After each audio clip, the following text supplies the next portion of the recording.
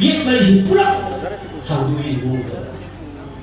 Masih wagai gate Malaysia tumi bagai panci ba lau sini maju tumi besar. Serkar asal tuan tuan. Mari nama inau sakit gate mana mesin sakit biaya lah.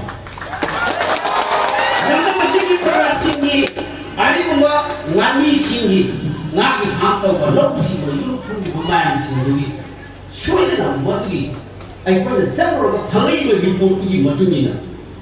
Get si mari si angkat thakuk pijadi. Kali buat thakuk kota agak white publicity. Mai kalau orang ni, you like tu di sana kalau orang ni sing thakuk tu ni, section kurang lebih. TV kalau orang ni, oleh dia ni juga kalau orang ni, aduh apa terlebih masalah hai si tu.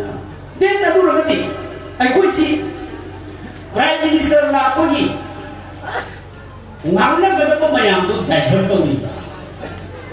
Prime Minister Lakoda, kerana kita mesti pergi, wahai dia nak hai kita hutang thabu wahai kau wahai di berapa hari dah nak sini ni.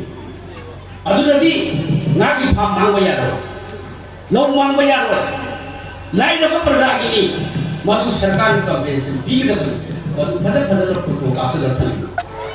Madu ekor tiang lagi.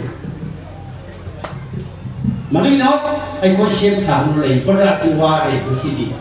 Kita kudi berkawan lagi. Isim jauhi, jadi kalau isim orang jauhi, kan ini jauhi. Pada dolai tadi dam gitu, hadri. Dolai tadi gitu dam pun hadri. Thawal dam hadri. Isim jauh berperjalanan. Loina ini river, impal river. Thawal river hadri. Thawal river hadri tu pula mayang impal di Wangway di Wangway. Kita loina tahu kalau masih. Ada ni macam buat tu. Kaya kita hari ni, serkar ni siap ni nak tertukar. Siapa paulah berapa? Masih di serkar siapa paulah berapa? Aku ini beauty serkar. Dan hanya siapa paulah berapa? Masih alternate dalam administration. Minyak mana dalam administration. Masih lain lagi aku tak dapat melalui. Aku tak dapat susun funding. Only when Congress Party dan serkar akan suatu minyak di tahun ini. Ini aku ingat bahawa kaya terlihat, kaya warga, kaya lawan Prime Minister office terseli, ada cahaya office terseli, governor office terseli, asam dah ada buat insak macam kerja itu, asam office terseli, governor Manipur insak. Asam berkata, apa tahu minum masih, aku kaya aku ini hingga ngasih tinaro, ngasih imasin, ngasih miam nak kerana hingga ni, upaya ini dalam serkar nasina. All in all. Serkar, what is the responsibility is government. Accountability, responsibility, serkar, what is the nasi perjalanan kali kau mungkin. Serkar nak tahu apa yang nasi itu kali kau mungkin. Malam mana, we need a change.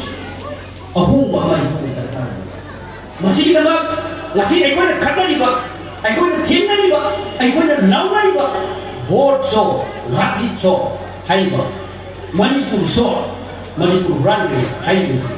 It is not only the fight between Congress and the BJP.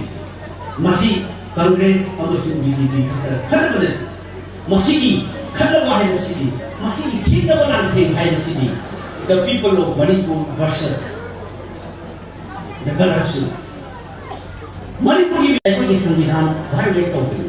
Ada yang aku ini job money hai masih sini. Mana masina, aku masih di serkar sini macam aku ni juga. Aku ni freedom of religion, aku ni dharma. Mana ni macam tu tapi jadi ni macam tu mana bangsa dharma siapa? Bagus ni yang sebelum. Jadi Bharat di Sambilan lebih ni bak, adi mu bak provision atau macam tu ni tak. Makoi kali mu bak 400 bar. MP Malaysia, mana? Pura agak Jamli, MP Jamli, pura agak kanun di Constitution mudah tu. Menulai apa bagi waktu menghubung. Ada lagi, nasi, aku ini secular, leher tahu, aku boleh tahu. Sambilan pilih freedom of religion. Nasi, inau sagi, mana ahang kau yang berpolitik. Supreme Court tersebut walk board change करो country मधु अखोई Congress party था न्याय प्रधान